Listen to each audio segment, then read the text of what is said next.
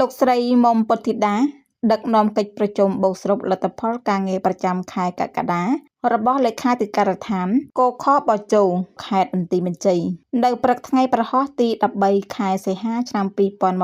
2026លោកស្រីមុំពុទ្ធិតាអភិបាលរងខេត្តនិងជាប្រធានលេខាធិការដ្ឋាននៃគណៈកម្មាធិការប្រយុទ្ធប្រឆាំងអំពើជួញដូរមនុស្សខេត្តកខបជោ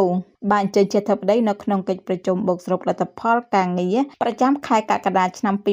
2026របស់លេខាធិការដ្ឋាននៃខេត្តបន្ទាយមានជ័យកខបជោ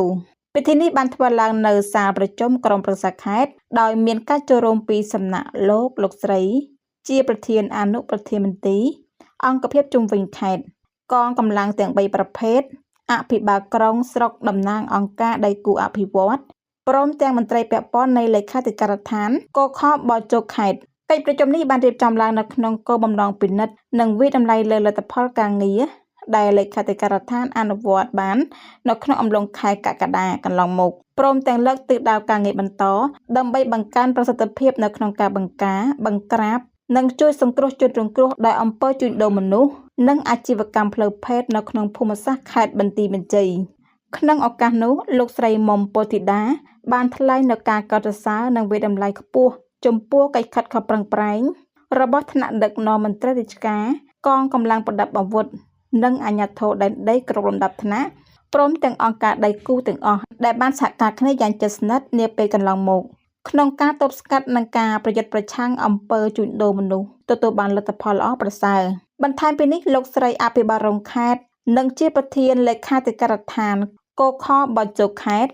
បានផ្ដល់អនុសាសន៍ណែនាំនិងផ្ដែផ្ដាំដល់សមាជិកសមាជិកានៃកិច្ចប្រជុំដើម្បីពង្រឹងការផ្សព្វផ្សាយនិងអប់រំបន្តបង្កើនការផ្សព្វផ្សាយច្បាប់និងលិខិតបទដ្ឋានគតិយុត្តពាក់ព័ន្ធទៅនឹងការប្រយុទ្ធប្រឆាំងអំពើជួញដូរមនុស្សដល់ប្រជាពលរដ្ឋនៅតាមមូលដ្ឋានជាពិសេសគឺនៅតាមតំបន់ព្រំដែននិងតំបន់ប្រឈមដើម្បីឲ្យពួកគាត់មានការប្រុងប្រយ័ត្ននិងមិនចាញ់បោកកលល្បិចរបស់ក្រុមជនខិលខូចបន្តពង្រឹងកិច្ចសហការរវាងអាជ្ញាធរដែនដីកងកម្លាំងសមត្ថកិច្ចនិងអង្គការដៃគូឲ្យកាន់តែស្និទ្ធស្នាលនៅក្នុងការផ្លាស់ប្តូរព័ត៌មាន